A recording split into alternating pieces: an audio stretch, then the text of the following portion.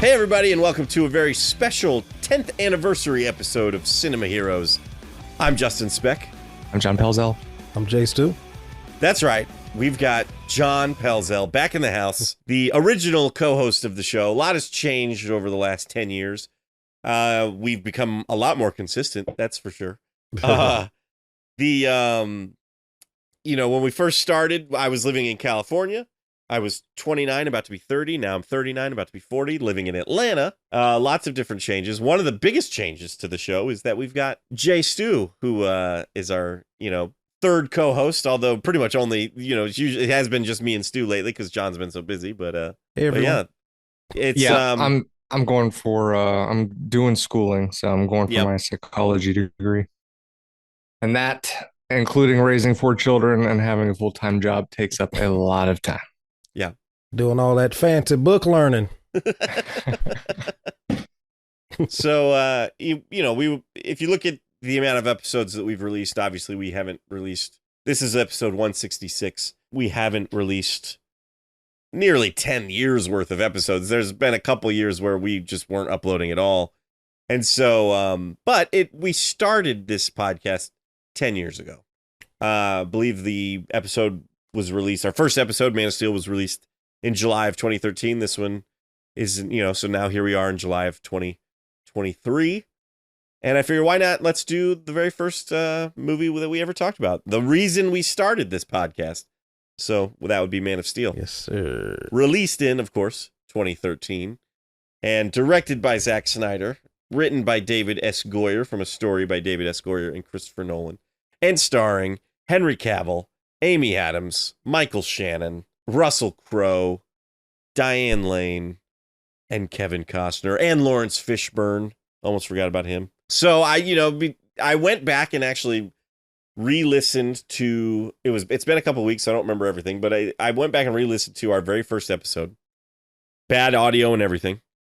And and John, one of the things you said to me, which I'm very curious to hear if your thoughts are the same or if they've changed, is that you thought this was better than The Dark Knight. What? Whoa. Now, granted, this is on recording, but I don't believe that. Well, because that is absolutely not accurate at all. You sure I didn't say Dark Knight Rises? I'm pretty sure you said The Dark Knight. That's impossible. I mean, are you sure I didn't say the trailer? We have the receipts. We have. Play the tape. I should play the clip right here. I loved Man of Steel. You did? Okay, cool. Yes. I would say that when I first saw it, like when I came out of the theater, I didn't know if I could say that I liked it better than The Dark Knight. Mm-hmm. But I think I could comfortably say that right now. But at the same time, I felt like it was a different movie in a way. Mm-hmm. The Dark Knight. This was more going towards the Spider-Man sense of superhero movies, and The Dark Knight's really not in that realm. Accusations. All right, so clearly your thoughts have changed a little. No, you were very impressed by this movie when it came out. That's interesting. I do like the movie, but I was thinking while I was watching it, I was like, and I remembered being very impressed with it, not necessarily to the degree you're saying, but I believe you, and I knew that I wasn't as impressed this time compared to 10 years when we had done the podcast. But you still are a fan of the movie? I think it's a good movie. Yes, I do like the movie. I like the performances, particularly by Michael Shannon. I think Michael Shannon does a good Zod. Henry Cavill's, I enjoy him, but it's who does the music? Hans Zimmer. Hans Zimmer. Yes, the score is incredible. Yeah, I think the score is definitely one of, if not the strongest part of this movie, because it carries so much of the emotion that you feel when you're watching it. Yeah, it's one. I mean, I still listen to the score pretty often 10 years later. So Yeah. I definitely agree with you there. Stu, we've never really talked about your initial thoughts on this movie, or, so I'd love to actually hear what you thought about it. Did you see it in the theater 10 years ago? Yes, I saw it in the theater opening day, and I remember sitting in the back, and the theater's about half full, and Interesting. when he because it was in the middle of the day, it was like Friday, Okay. so people were still at work, but I had a feeling of they finally got it right. Like, because don't get me wrong, I love the Christopher Reeve movies, but I didn't grow up with them, so I don't Right. have the same attachment to them that other people I do. did. Right, sure. Yeah.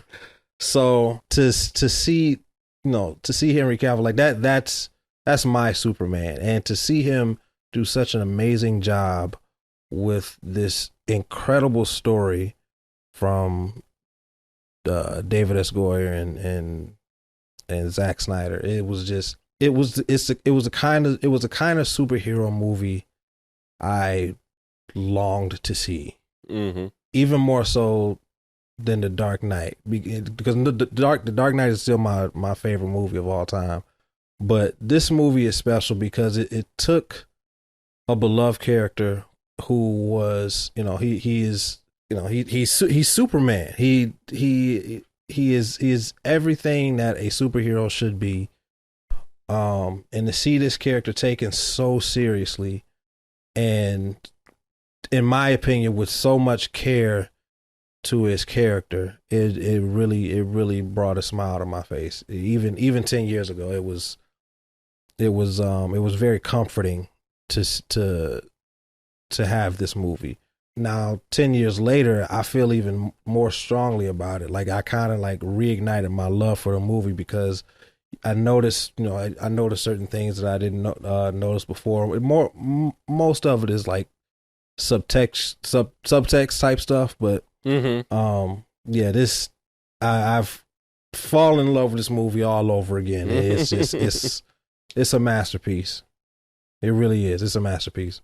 You probably love it a little bit more than I do. I really like it a lot. I did grow up with the Reeves movies. I was very attached to those movies.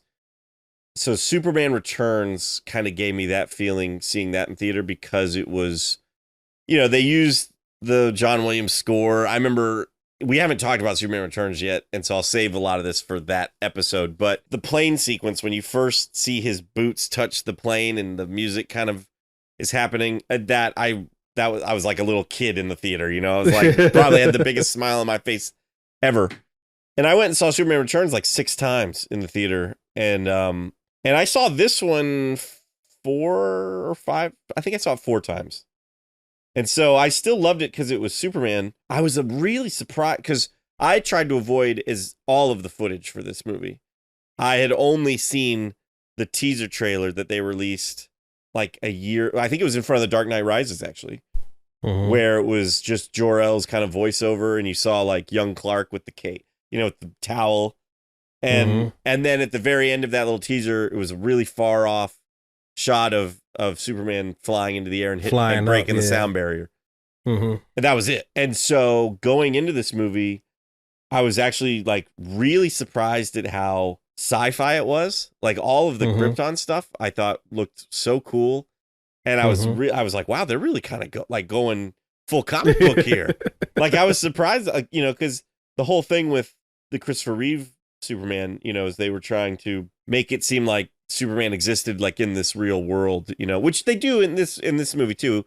But at the same time, like, the Krypton scenes felt so different than the Krypton scenes in this movie. Yeah. And I really liked how they, there was like these creatures, there were these different kind of animals, and there was this whole, the Genesis They created chamber. a whole ecosystem. Yeah, right. And so that I thought was really, really cool. Mhm. And one of the big complaints about Superman Returns was that he didn't fight anybody, and so they definitely said, okay, well, he'll fight some guys in this movie. Yeah. And that's like the entire second half of the film. Second half of the movie. is action, which is amazing, honestly, because once he shows up to to see Lois, he's in that Superman costume for the rest of the movie, up until the very last scene where he's Clark. But that's kind of that was crazy to me. I was like, and I did, as a Superman fan, I really did enjoy watching it. I loved seeing Henry Cavill as Superman. There were a couple of little nitpicks I had in terms of like flying sequences and stuff. That was my biggest disappointment, I think, walking out of the theater. Was I felt like none of like, especially the flight scene where he's first learning how to fly. None of the flying sequences in this movie made kind of like wowed me like they did in Superman Returns.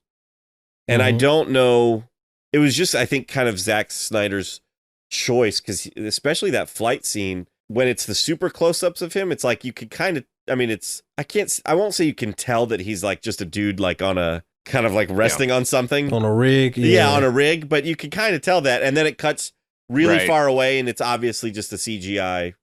It's like there was my two favorite shots in that sequence are at the very end, where you see him kind of flying up into the clouds, and then that shot of him kind of in space flying towards the camera, and then back down towards the earth. Those I thought were the two coolest shots. Everything else just looked, I don't know, it didn't have that wow factor to me. And that I remember being my biggest disappointment with the film initially 10 years ago. But as I haven't watched this movie in a couple of years, and I found myself, very much enjoying it again this time around. And I really, it's kind of funny because it has been 10 years. Henry Cavill looks younger to me. Amy Adams looks younger to me. It's just, it's crazy how time has just flown by. So, John, is there anything about the movie that you dislike now? I wouldn't say anything I dislike. And this is, this is the only, not the only, but one of the main things I noticed right off the bat was something that can't be helped. And that was, the quality of the CGI, which at the time I didn't remember it being cartoony or anything, but now a lot of the CGI is definitely noticeable to me. I didn't feel like the fight sequence and stuff at the end was too long. Like, it is like, you're right. He doesn't take off his suit for the rest of the movie, but there are little breaks here and there. Yeah. They're transitioning from one event to the other, but it's all kind of a very thriller, situation all throughout.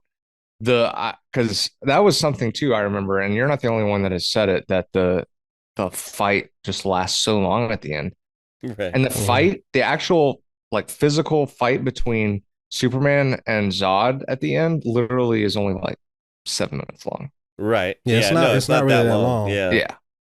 So you've got the sequence where he's fighting the World Engine in India, and and then you have him up in the ship, when he's trying to escape that and all that stuff. Yeah. Like that's that transitioning to the World Engine, transitioning to Zod is really Well, he's on that. They're back to back to back. Right. Yeah. That's what makes it feel long. He's on that ship, and then it's the whole Smallville fight scene action sequence, and then it goes to like the Indian Ocean where it's like Smallville is added into that as well. So it's a lot of action. I mean, which is not a complaint, but it's a lot of action. It just back to back to back to back, like you said. And actually, one of the things that I love the most about the Zod fight scene when I saw it 10 years ago, because I didn't know that there was BVS wasn't even a thing yet, wasn't even an idea. I remember thinking this Zod fight is the closest thing I think we're going to see to a Superman Doomsday Death of Superman fight, on the big screen, which it still kind of is, because they didn't really give us that fight. They didn't give us a true adaptation of the fight scene with Doomsday and BVS. But I just remember, because like there's one shot of Superman kind of going through a building, and it's the outside of the building, but you could just see him like going through wall after wall after wall. Yeah. And he goes through several different buildings. Yeah. Well, yeah, that too. And I just remember like this is like straight off the page from the Death of Superman comic, because that's him and Doomsday were just throwing each other through buildings and stuff like that. So I remember thinking that was really cool, because it just to me, I did not expect them to kill off Superman in movie number 2. I even remember when, not to make this about Nobody BVS, did. but when Doomsday showed up in the trailer, I remember thinking, well, that's stupid because they're not going to kill off Superman in movie number 2. Little did I know. But yeah, but I Just remember get emotional thinking right there. really Was that cool. a sniff? I'm kind of a little sick. Getting over a sickness. Yeah. My nose is a little. Stop making fun of me, John. What since you went back and listened to our original episode, Yeah. how did you feel about it originally? I think by the time we recorded, I had seen it 3 or 4 times. So I think every time I went and saw it, I think I liked it more. So I was pretty on, I don't remember the rating I gave it. I don't remember the rating you gave it either, but I think I was loving it at the time. Mhm. And I still do very much enjoy it. I mean, it's Superman. And Henry Cavill is just he's really good as Superman as well. He's also kind of, I was saying before we start recording, I asked Stu, and I'll ask you this too, John, if you know the differences in the suit. The suit is a little different in Batman vs Superman than it is in this movie, and I was curious if you had a preference. I don't know what the difference is. So Yeah, no, I that's don't. what I thought. I had a Yeah. feeling. There's a few differences in there. The most noticeable difference is the color. Yeah, The it's a brighter color, blue.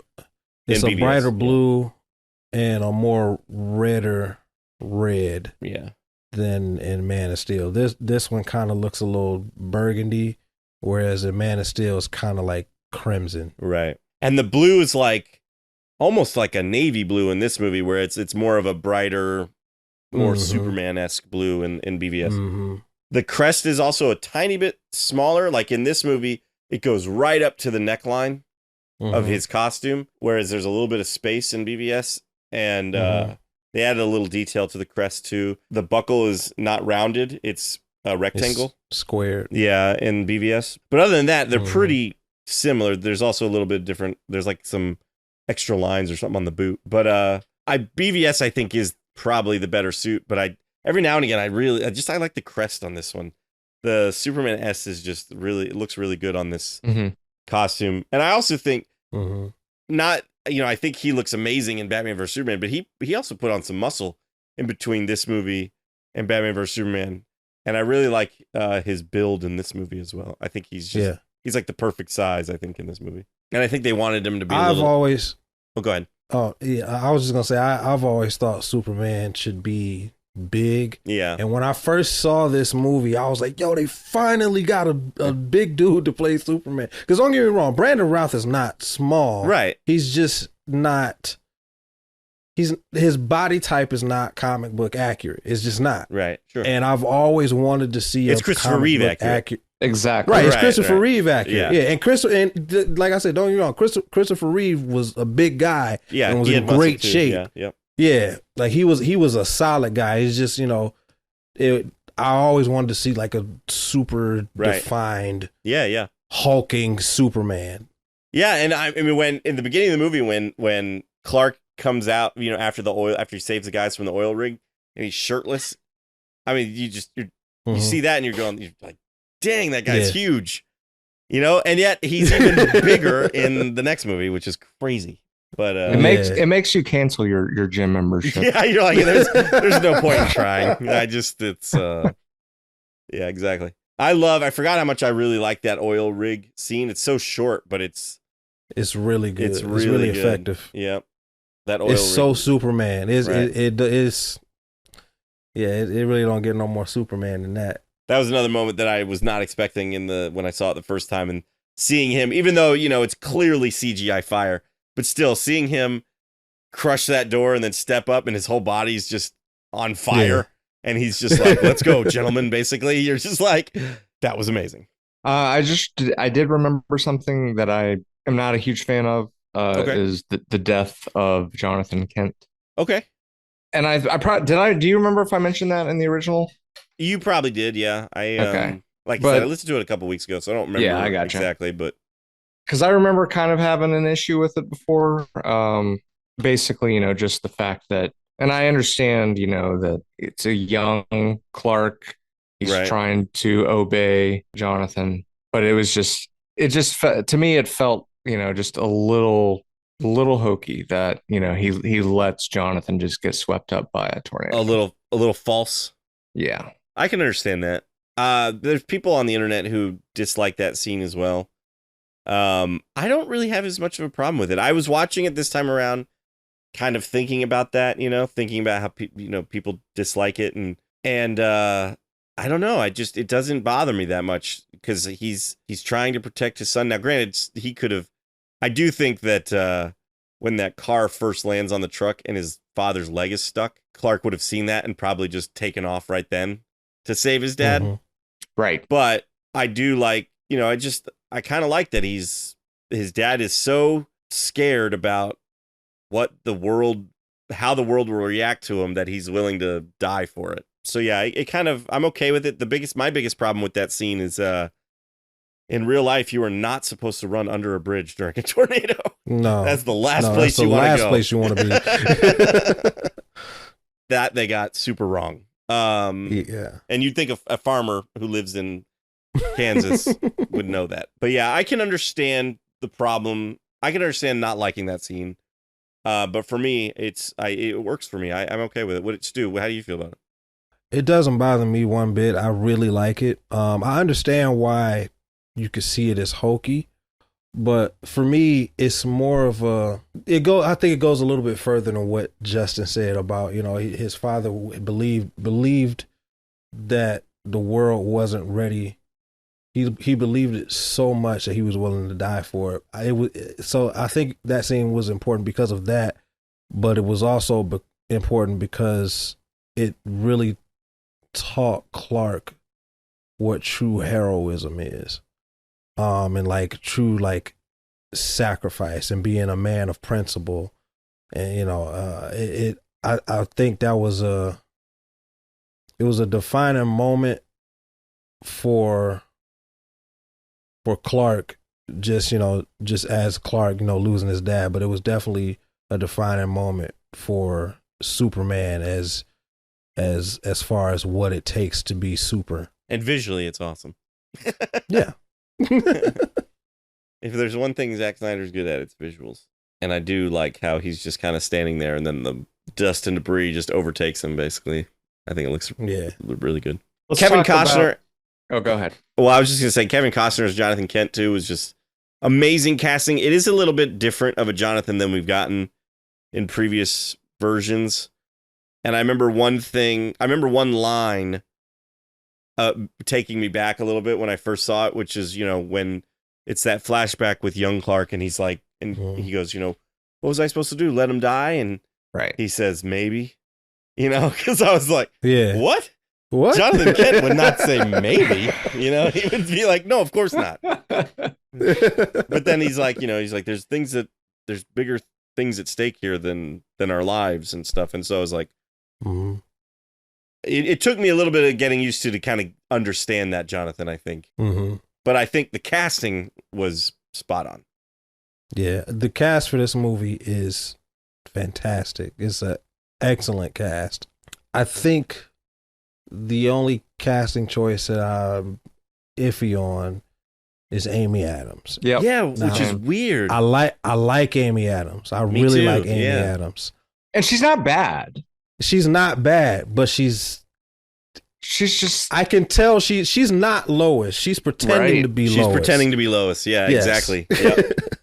It's a lot of I don't know what it is because she's a great actress, but when she kind of tries to be the tough Lois, I don't buy it. Yeah, exactly. I don't buy it. Yeah, and I've always been a tough Lois type character. I think my favorite Lois is Smallville, Erica Durance. Yeah, she's great. Durance, yeah. She's fantastic as Lois. Well, I think my favorite overall, like out of all the mediums, is probably the Timmverse, but Dana Delaney. Dana Delaney.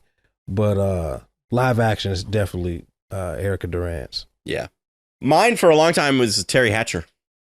I thought she just did a really great job with that tough Lois. I thought she was, I really liked her a lot. Yeah. but Erica Durant's might steal it. Saying, they had the perfect Lex and they had the perfect Lois, and some would argue they had the perfect Clark too. Yeah. John, have you watched any of Smallville? I might have seen the first few. Remember when we had when we were doing our first year of the internship at the Capitol, and Bryn, like, I was binging them. Yeah, but he was in. Yeah, you were bringing him, but like you guys were like watching it, and he had some running joke he would do about the somebody say. Like, I don't remember what it was, but that's just one constant. Of the things. Yeah. So I was watching some of it with you guys. I don't really remember the show that much, and I didn't get into very like season 2 or anything. Yeah. Gotcha. It's a great show. You should. I mean, it's definitely, as Michael Rosenbaum will say, because they have their own podcast now called Talkville. Not every episode's a winner. Out of 24 episodes a season or something, there's going to be some duds. But I've been rewatching it while I'm listening to that podcast, and I've been really enjoying it. It's been a lot of fun. Okay. Came out early 2000s, right? The very first season was 2001. Yeah. The last season was 2010. I remember watching the last season in my little studio apartment in California that I had just moved to, and sitting at my desk and watching it. I probably had to torrent them to be able to watch it. I don't remember. Another good casting choice, in my opinion, Lawrence Fishburne as Perry White. Yep. Excellent choice. Yeah, he was really good. Perfect. I mean, can't ask for better Perry White. Like his casting is someone you would never think of, but once you see it, it's like, of course he would be Perry White. Right? Yeah. Just like the last James Gordon in the Batman, Jeffrey Wright. Yeah. Like you would have never thought of Jeffrey Wright, but when he was announced, it's like, why has he not been Gordon already? Right. Yeah, exactly. I was going to bring up earlier, so I was going to bring up the ship. Okay. That has been there for 18,000 years. Oh, yes. Yeah. Oh, yeah. I thought that was cool. It is very cool. However, I want to know why Jor-El's still using keys that fit a 18,000-year-old ship. You're thinking about it too much, John. You're thinking about it. I'm sorry. I mean, that's a great question, though. That's funny that we never. So we didn't talk. We did talk about the ship in our first episode, and we talked about how, because there was a prequel comic that came out before the movie did, and how it was basically Kara's ship. It was a Supergirl ship basically, and but that's one thing we never even thought about, was the fact that was a 18,000-year-old ship, and yet the key that Jor-El makes still works. Like, yep, it their still technology works. has not changed. Nope. In 20,000 years. Yeah.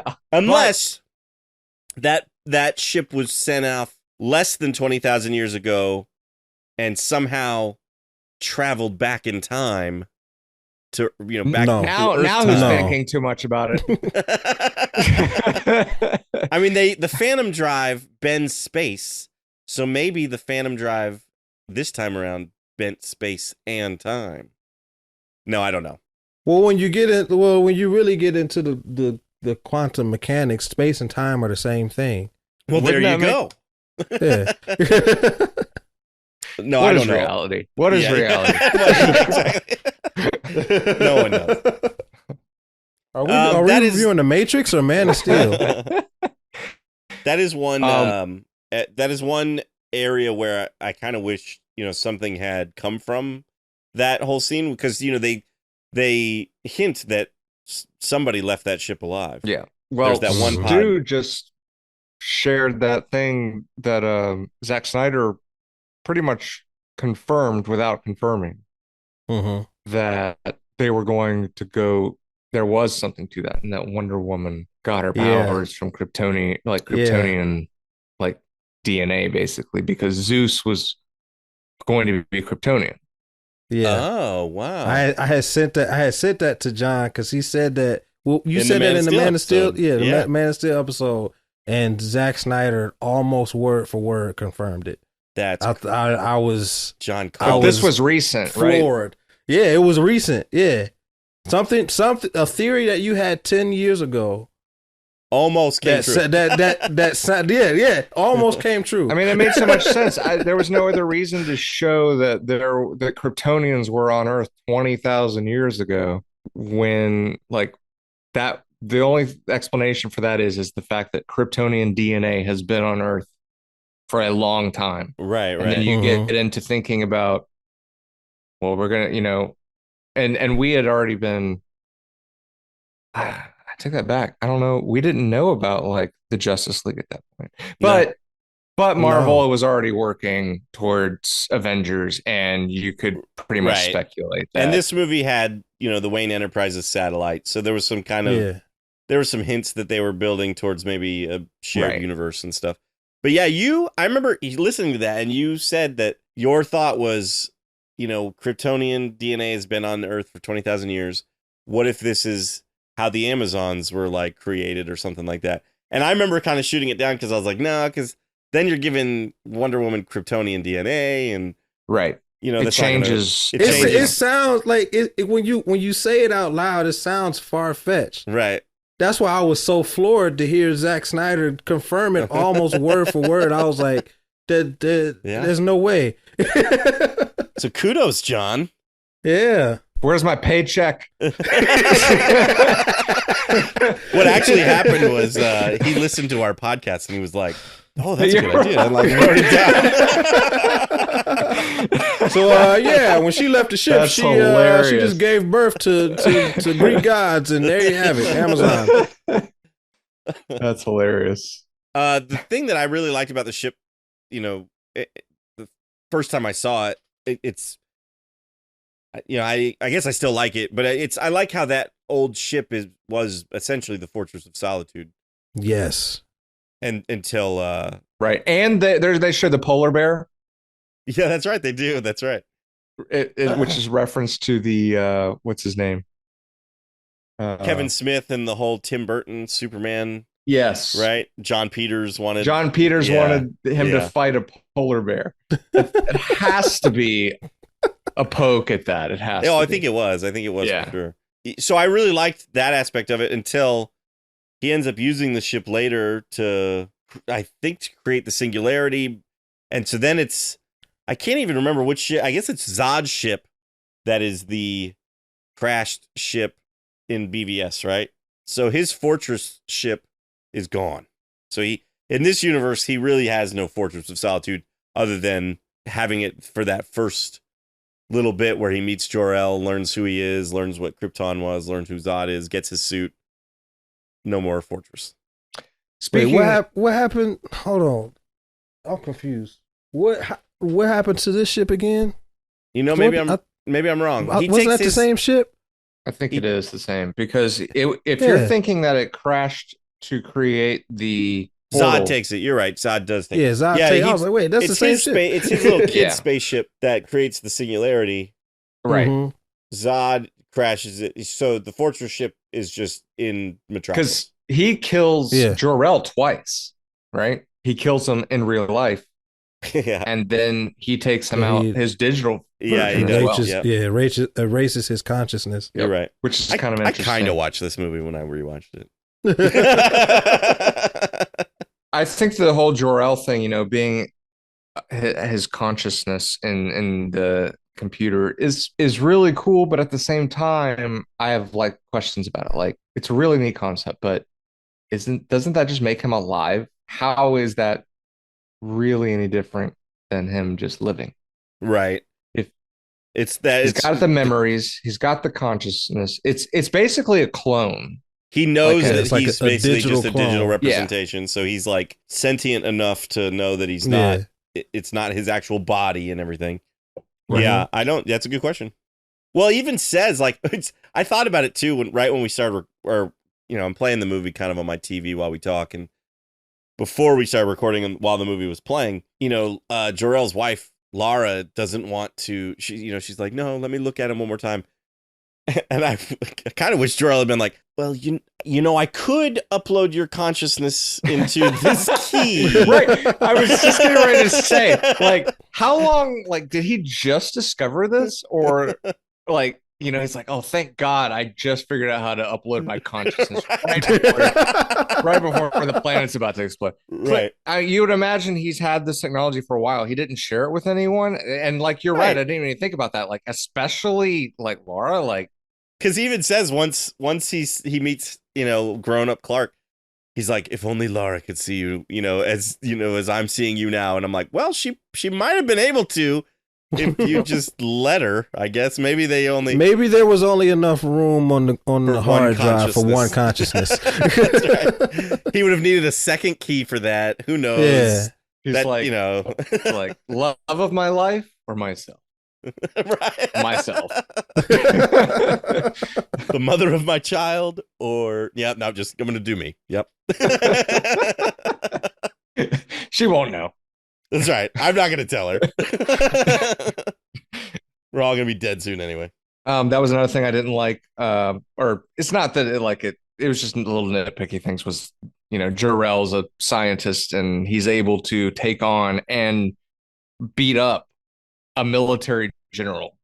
Right. Yeah. Well, I've always had it maybe in my head canon that they were friends before. That's what I thought too. All of this, and like they became friends because at first they had like similar personalities. So like Jor-El, I could see him like being a kid on Krypton and being smart but tough. Like you're not gonna take advantage of me. Mm-hmm.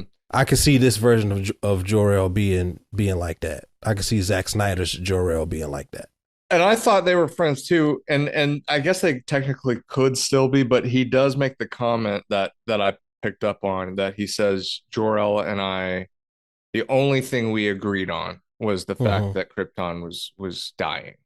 Mm-hmm. So basically, they did have a past, but they did not see eye to eye on anything except that one thing. Right. But you have Eric and Charles Xavier, who are friends. Don't see eye to eye on anything. Yeah, that's very true. Yeah. So I love the opening of this movie. Like the prologue is fantastic. It's one of the best openings to any superhero movie ever. And I think something that brings it so well to that really drives it, like I mentioned earlier, is Hans Zimmer's score. Yeah. During the prologue, it just really it makes Krypton feel alive, even though it's dying, which is and there's an urgency to it. Weird juxtaposition. Right. Yeah, you feel the urgency. The Codex was not protected by security whatsoever. Yeah, no, not at all. Not at all. But I attribute that to the planet dying. Well, that could be. I was just thinking maybe they didn't think anybody would swim far enough down there to get it or something. I don't know. But like the ground is on fire. Like the ground is literally exploding. So I'm pretty sure. Well, the planet hadn't some wires got yet. Singed. Like the planet wasn't dead yet. No, it wasn't dead, but it was dying. I see what you're saying. Yeah. Okay. But don't you think that someone would have noticed? Like, hey, well, we lost signal to the security system for the Codex. Like, it does. While he's in the chamber, Russell Crowe comes out of the chamber, grabs the Codex, and while he's looking at it, the chamber turns red. So I think maybe that was the alarm system. But by then it's too late. Yeah, it is very. He already has it. It should have been red. As soon as he dove as soon into as the water. as soon as he got in the water. Like they trust everyone on Krypton. Maybe they do. And he gets warned by the AI thing he has beforehand. She's like, this is a Class B. This is treason. Yeah. No one cares anymore, Keelix. No one cares anymore, Keelix. I like that Keelix was in the movie. That was, I don't know if it originated in the John Byrne comics, but I've got when John Byrne kind of rebooted Superman in the 80s, Keelix was one of the basically exactly how it is in the movie. It was kind of like this AI robot type thing that worked with Jor-El, and I think he even has Keelix in the Fortress of Solitude in that run of comics too. So I thought that was cool that they included that. That was again something I wasn't expecting to see in the movie was Keelix and just that. I love that look of their technology too. The way it's like watery, but it solidifies and Yeah, it's fluid. Yeah, I thought that was really cool. It's just the look of Krypton is just so beautiful. It's really, really good. Yeah, it like the red sun and just the costume design of the Kryptonians, like of the High Council and Zod's whatever his like little His army posse. his posse. But yeah, it just everything looked so elaborate and so different from any other version of Krypton that we have seen thus far, but felt so right at the same time. Yeah, I would agree with that. Speaking of Zod's posse, one of the actors, I don't think he has any lines, but Richard Citrone, who was Ben Affleck's Batman stunt double Mhm. in BVS and Justice League, I think, is one of Mhm. Zod's goons, or whatever you want to call him. I don't know. One of his thugs. Speaking of his thugs, Feora. I love I'm Feora gonna- in this movie. I'm going to say this now. She's one of the best villains in the entirety of the DCEU. She's really good. Yeah. She's a secondary villain that is better than most of the primary villains in the DCEU. It's true. It's too bad they killed her off because I guess they killed off everybody but they're technically not dead. they just went through a black hole and Yeah. they're somewhere. Yeah. Because they're kind of like in the Phantom Zone. Phantom Zone. So they somewhere. Yeah. Zod's dead. So they could bring Feora back, I guess. Yeah. Well, Interesting. they could have. They could have, yeah, exactly. If If we were to ever get an actual Man of Steel 2, they could have brought Feora back, I guess. But that would have been cool. Because that's the I other agree. crazy I thing definitely liked is it has been 10 years now and we still have not gotten another solo Superman movie. That's wild. Yeah. Blame WB because Yeah. a lot of people, when we talk about, Superman being killed in the second movie, that wasn't really Zack Snyder's intention. Warner Brothers made him fast track his universe Right. and start building the league as soon as possible. He wanted to do a proper Man of Steel sequel, and he wanted to do solo movies first. they were trying to catch up with the to Avengers. quickly. Yeah. And they didn't need to do that. They really didn't. Yeah, I agree. They didn't need to do that. They could have taken their time with it and it would have been better. And I think people would have still gone to see the movies. But Yes, absolutely. Whatever. Whatever. Podcast over. How do you feel about the ultimate decision of him to kill Zod? I never had a problem with it. I completely understood it from the jump because a lot of traditionalists were upset because Superman doesn't kill. He never killed, and I'm like, yeah, that's true, but this is different because it's showing us why he doesn't kill. Right. Mm-hmm. It doesn't mean that he has never killed. It's Right. showing us why he chooses to not do that. Right. This is Because- the youngest Superman has ever Yeah. been in Yeah. his story because he literally just put on the suit.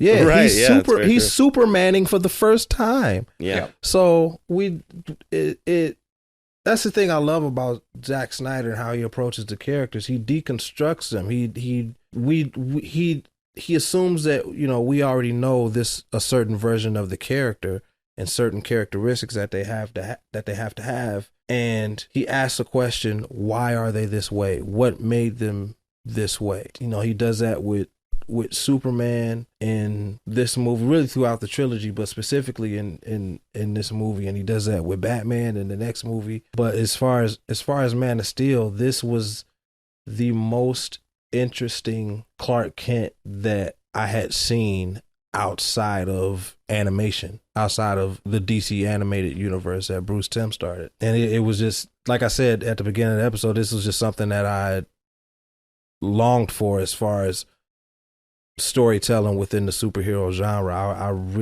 I was really yearning for like realism because the way they react in this movie is is very real to how the world would react if Superman actually dropped out of the sky, and they even take it further in BVS.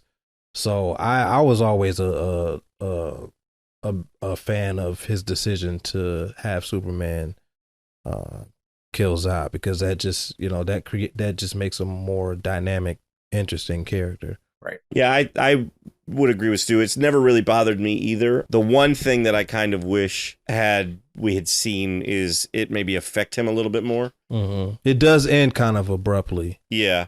We get the scream, which I like, but then, and it's tough because it's the end of the movie. Mm-hmm. You don't want to draw out your welcome, but it's like the very next scene is him and General Swanwick, and he's over it and he's fine. And not that I want him being like, just ends with General him like, Swanwick, what have I done? But like, yeah, but it's just, even if it had been in the next movie and it's like he's just affected by it and determined not to do it again, I don't know, I don't know how you would have done it exactly, but it's just, he does seem to kind of get over it very quickly. That's my only kind of nitpick with it. But I do I agree. I mean, I feel like anybody who watches this movie can see it's Superman for the first time. Him doing it, it does affect him. And this is why he doesn't do it. And, this is why he does not kill, is because he had to do it once and he swore he would never do it again. Even though none of that is necessarily said. It's just, you can just see it. And so I don't really understand why people have a problem with it.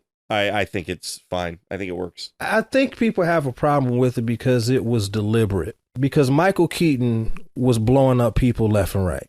Sure.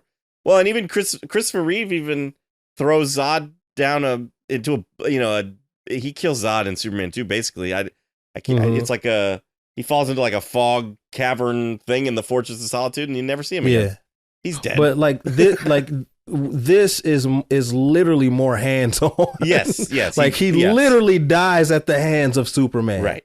And so I think the fact that it was so specific and so visceral is what people really had a problem with, because I like I said, I think people are being hypocritical when it comes to live action superheroes like killing. Yeah, because some people can, some characters can do it, other characters can. I'm like, why is that? Why is it okay for Michael Keaton to do it? Right. But when Ben Affleck can't do it. Exactly. Like I said, Michael Keaton was blowing up people and smiling about it, but a drunk Bruce Wayne can't do it. You know what I mean? Yeah, and I guess, playing devil's advocate here, I guess the reason why it's okay for Michael Keaton in those movies is because those movies had a kind of almost cartoonish. It was like the guy who fell down the manhole with the bomb. They could have cut to him and he would have had the smoke on his face, and it would have almost been believable in the scene. Whereas these movies are a little bit more, I don't want to say realistic, but you know what I mean, kind of. And so the people that Ben Affleck kills I know what you mean, are dead. So it's just, that would be the world that Zack Snyder built is very close to our own, right? Whereas Michael Keaton feels much more fantasy. So yes, you could believe that somebody would survive a grenade blowing up, right? A bomb strapped to his chest. Yeah, even though he didn't. That guy's dead. Yeah. So yeah, I kind of see your point. One of the other things that makes me a little sad about this movie, it's not a nitpick or anything, but they kill off Dr. Emil Hamilton. Yeah. Or he at least gets sucked into the Phantom Zone. I guess he could still be alive too, but he's such a big character that I was kind of sad to see that happen to him. Yeah, I was sad about that too. Because he shows up a lot in the animated series. Yeah. He's also on Smallville, and actually the guy that plays him on Smallville is in this movie. Yeah. He's one of the technicians in the beginning. He's the one that tells Lois that ship, the ice around that ship is 18,000 years old. 18,000 years old, yeah. I don't think we talked too much about Zod. I do want to go back to Michael Shannon as Zod. Okay. He is probably the best villain in the DCEU. I'm drawing a blank. I can't think of anyone that would be better. Well, Jared Leto's Joker, of course, but Oh yeah, yeah. How did you forget masterfully that? Masterfully done. I think not. I think I like him the most out of the three of us, but that's not saying much because I Right. don't consider myself. Yeah, I don't consider myself a Jared Leto Joker fan. No. I just think that what we got of him wasn't quite enough to make a full assessment on his Joker. I'm there with you, Stu. John hates Jared Leto's depiction of Joker. I don't hate it. There are things I don't like. Sure, yeah, yeah. but it's not great. But Zod is definitely one of the better or I almost said MCU villains, DCEU villain. Not just DCEU though. Like I enjoy one of the watching better villains. Yeah. He's Yeah. really good. I agree. Yeah. But when you say stuff like that, that tends to ruffle some people's feathers. Oh well, I mean, Yeah. when Michael Shannon was cast as Zod, I remember just being like, "This is amazing," because Same. he's such a good actor and he nails it. And he also, it's funny to watch the special features on this movie, or if you watch any interviews with him, because he talked about how when he was meeting with Zack Snyder originally, he's like, I'm not going to have to wear one of those like motion capture pajama suits, am I? And Zack Snyder was like, no, we're going to have the stuff. It's going to be great. And then they get to set and he was like, sorry, Michael, you got to wear one of the motion capture suits. And he was all mad about it. And he goes, it's really hard to be on the special features. It shows him in a motion capture suit and it shows Jor-El. It's from like the This Is Madness scene. Yeah. And Jor-El's in, full costume and he's standing there in a motion capture suit and he's like glaring at Jor-El. And he's like, it's really hard to be intimidating when you're wearing like pajamas to work. He But did he a does good job. Yeah, he does such a fantastic job with it, though. I mean, his speech at the end of the movie is still one of my favorite moments of this movie, where he shows up and tells Superman that, his whole existence, his whole reason for being is to protect the people of Krypton and to, further their race. And he was like, and now I have no people, and he's him saying, that is what you have taken. Yeah, from that me. whole, God, he just is, he does an amazing job. The cool thing about Michael Shannon and his performance playing Zod is you can read his emotion through his facial expressions. Mm-hmm. His like just his body language, his facial expressions. That's an acting on its own that he just bring an extra thing that he brings to the table that it's one of those great things that really good actors can do, and this was such a good role for him to display that. Yeah, agreed. I actually watched a video interview today or yesterday with him that I sent to Stu. I don't know if you watched it, Stu, but he was talking about how Man of Steel, he feels Man of Steel is culturally significant because, he's like, it's a story about this race of people who destroyed their own planet and then found a new planet and said, we're going to take that planet and you guys we're just going to kill you basically and take over your planet. And he was like, I feel like it's almost like a bit of a warning. And then he ends the video, which was my favorite part of the video, where he goes, and I like Zack Snyder. And he was like, man, I just really, really like Zack Snyder a lot. Which I thought was pretty cool. So one element of this movie that I've found myself not really enjoying this time around is when Superman goes to fight the World Engine that's over the Indian Ocean. And the World Engine has that. I thought it was, I don't know, maybe they needed to stretch out the time a little bit, but it seems like it would be enough for just him to have to try to destroy the World Engine on its own. But those tentacle things that come out and start kind of attacking him, I don't love that. I don't know why. I don't. It's just the they kind of, Stu, you and I just did Transformers: Age of Extinction, and it reminded me of the KSI Decons that we were talking about. How they like transform. It looks almost like nanobot type stuff. Yeah. It's kind of the same in this. It's just I don't know. I didn't love it. How do you feel about that? It didn't bother me. Out of the entirety of the third act, that is my least favorite part. Yeah. But it didn't bore me. Gotcha. It just wasn't quite as interesting as Superman fighting Zod. Right. No, you're right. Absolutely. And maybe that's my problem with it. Maybe it's just because it's a faceless, it's not a sentient being. It's just a security program, I guess, kind of thing. Yeah, it's just an annoyance. It's an annoyance, yeah. It's just there to slow Superman down so that Perry White almost gets killed. Yeah, I mean, they had to make they had to make it a little bit challenging for Superman, to take out the World Engine. But I mean, they do set it up as this thing is making Earth more like Krypton. So by him getting close to it, his powers would be weakened. So they already set it up as being a bit of a challenge, but yeah. But I guess they had to make it even more challenging. So you just want to see him like crawling, to the World Engine. Doesn't work. I do I'm out. I tried.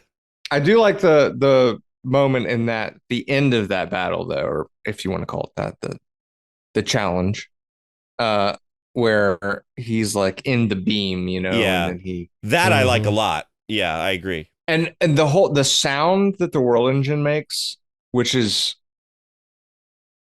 I think, Hans Zimmer took. I don't know if they took the sound from his music and said, let's use this as the sound for the World Engine, or if he was like, what sound are you going to be using for the World Engine? Because that sound is part of the music. Oh, nice. I think he created that sound. He does that a lot for his scores. Like what the thing that sounds weird and you don't know what instrument that is, he likely made it. Yeah. Okay. Right. Well, regardless, it's the sound for the World Engine. He utilizes it in the music, and I love the way it sounds. It's very just menacing, and it's like a boom, boom. Yeah. It's just a eerie sound. It is. Especially when you see your entire planet being, like eaten by it. Yeah.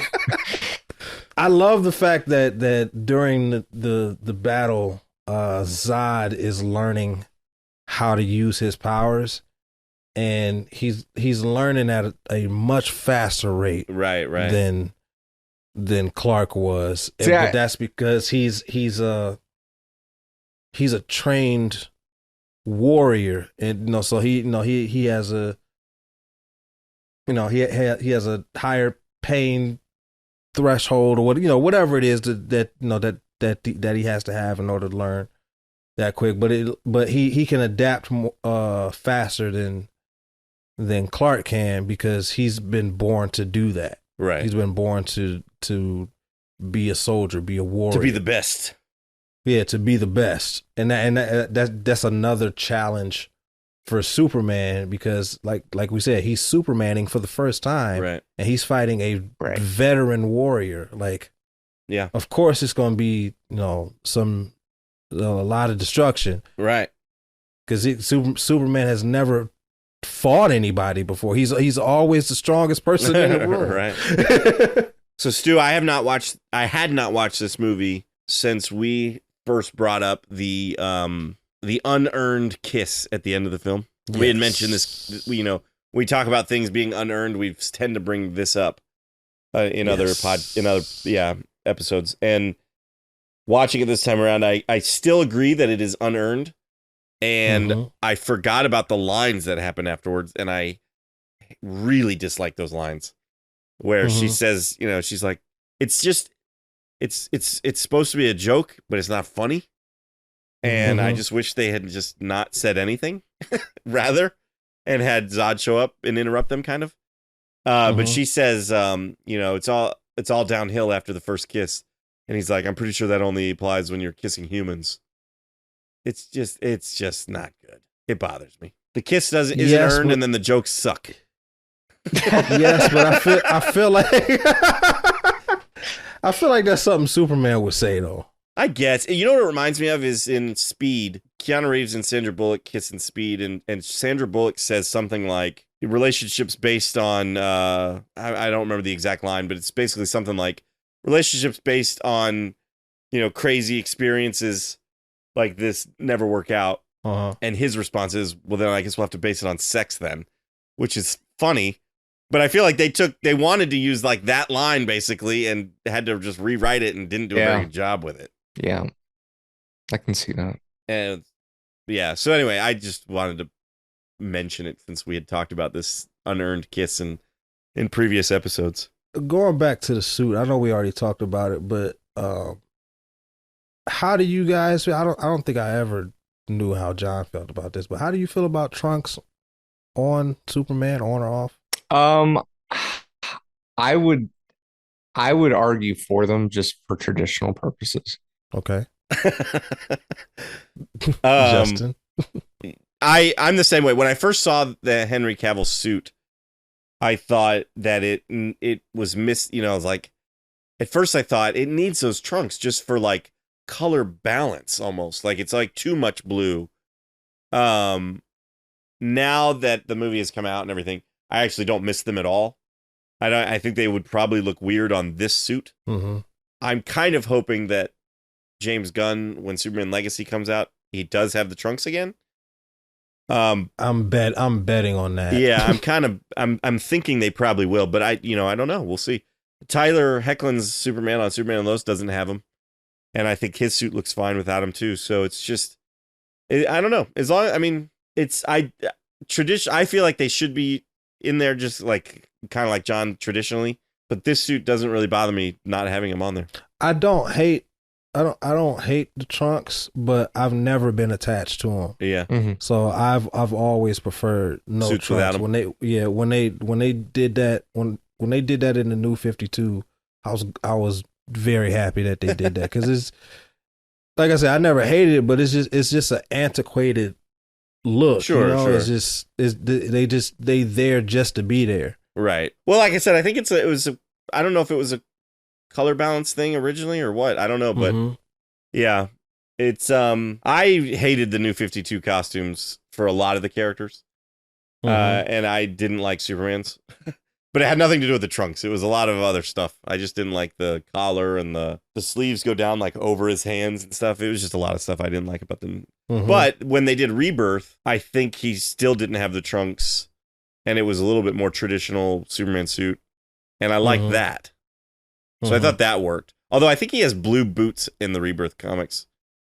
And that's weird. Didn't really care for that, actually. It is. Yeah. He has blue boots, and it is definitely strange. It took some getting used to. Yeah. Do you think we'll see the return of the yellow S on the cape? I don't know if we'll ever see that again. That's crazy that you brought that up, because I know we talked about that in the Justice League versus Teen Titans episode. Yeah. And I was thinking about that last night when I was watching the movie. I was like, what would have been a nice touch and just like a nod to some of the traditionalist fans.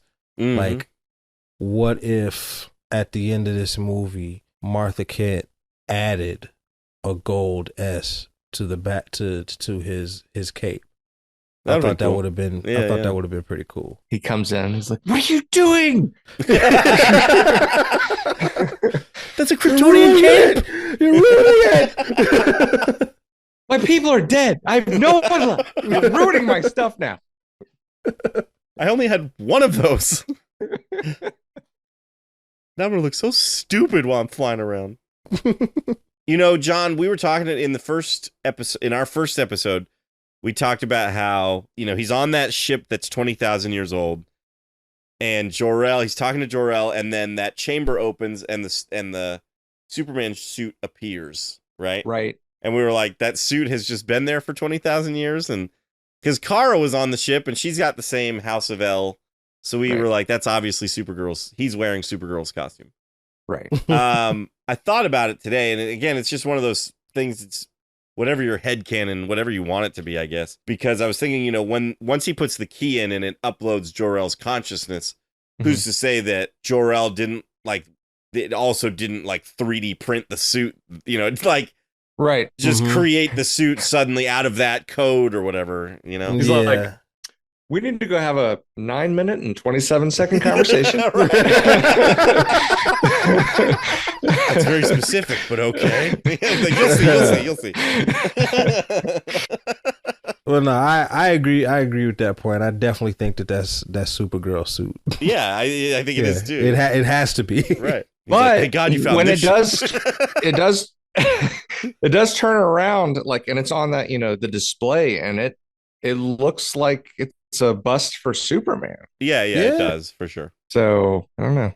I bet if you were to ask David Goyer or something, it would be the explanation that I just gave, that like once he inserted that key, like that suit didn't exist on the ship yet, but once he inserted that key, it like created it out of something. Yeah, it fabricated it somehow. Yeah. He's like, so what are your favorite colors?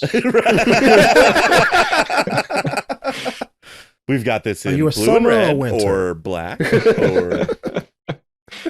That's true. I mean, he does go when he goes back to in Zack Snyder's Justice League. When he goes back to the ship, there's the blue suit, and then there's the black suit, and then there's a couple other different suits there. So yeah, there's a suit like Jor-El had on. So. This is just a random thought that I had while watching a movie. But what if in an Elseworld story, Jor-El was the last Kryptonian, and he sent himself to Earth? Well, that'd be interesting. I was like, how would the world turn out if Jor-El was Superman? Be a cool comic. Yeah, I personally think he'd take over the planet, but like, listen. I think the planet would be at its best. Like it would like the planet would be thriving because he learned from the mistakes. He would be a good leader, but he would be their leader. I never said that. I never said that he'd be a good leader. I just think that the planet would be thriving, but obviously something else has to be wrong. You know, like I think because there's a version of Doctor Doom. Yeah, that I get in some reality he takes over the world, and the world is like the best it has ever been. I think that would be weird. Yeah, I think that would be like how Jor-El would kind of. I just imagine that scene where he tells them, strike that panel, and Superman hits the panel, and he sees Lois in the escape pod, and it's kind of failing, and he goes, "You can save her. You can save all of them." And then he goes, "I would rule them, but that's just me." But you can save them. See, we wanted you to be your own man anyway. Right. You were born natural. See how that works? Do whatever you want to do, Cal. Whatever. Just whatever you want to do. Nah, it wouldn't be, a true episode if we didn't talk about this marvelous score. Yes. That Hans Zimmer has composed for this movie. This is my favorite Hans Zimmer score. It goes back and forth between Man of Steel and Doom. Zack Snyder's Justice League. Okay. No, we'll see. Look, I Dune is more objective. This is like this. Like Dune, I think is his best. Is his magnum opus. Right. But this is comforting. Yeah. Yeah, this is comforting. Dune is nearly flawless, but this brings me more comfort. Gotcha. I think the score, like I said, I think I still listen to it 10 years later. I think I have kind of grown to love it even more and more the more I listen to it. And the one thing that I kind of wish with future movies was that we got a little bit more of that end credit music that we get in this movie. That big, I was so happy when Zack Snyder's Justice League came out and we got that reprise of the flight music during the fight with Steppenwolf. Because that was amazing. But I just wish somewhere in these movies they had used a little bit more of that end credits music, because I think that is like close to perfection. Yeah. Which was the music they used in the trailer for Man of Steel and everything, and it's just so good. But for whatever reason, they only use it at the very end of this movie, and then you never hear it again throughout. I mean, I know it's only a couple other movies, BVS and Zack Snyder's Justice League, but still, just don't hear it again. No, I agree. I do wish that they had kind of used it more. You hit like the score is like pieced together. You hear certain parts, the main theme. You kind of like hear certain parts of the main theme throughout the movie, and then when he learns to fly for the first time, you almost hear the whole thing, but not quite. Right. But it's not until the end of the movie where we hear the entire theme, which is I mean, it's flawless. It is Superman. Right. And Hans Zimmer had an almost impossible task, which was to create music for a Superman movie that wasn't the John Williams Superman music that we've all come to. I mean, they just used the same music for. I mean, he adapted it, but for Superman Returns, they didn't bother trying to come up with a new thing there. They just used John Williams' amazing, Superman score, and it's almost been a battle even after this movie, because we've had this conversation in other episodes. They keep using the John Williams score for these Henry Cavill little cameos and stuff. And they use it in Justice League. In Justice League, yeah. And so it's just like, but you're right. That end credits music is Superman, 100%. Yeah. Even the flight music. I mean, the whole movie. The fight scene music is incredible. I love that they reused that in Batman vs Superman. But the flight music, especially, and the end credits music is Superman. Yes, absolutely. Any input on that one, John? I'd love the score. Yeah. Absolutely. Well, I guess it wouldn't be a Cinema Heroes episode if we didn't give it a rating. So we got to give the movie a grade. So, John, it's been so long since you've been on the episode. We do it 5 stars. Half stars are allowed there. So, okay. What would you rate Man of Steel between 1 and 5 stars?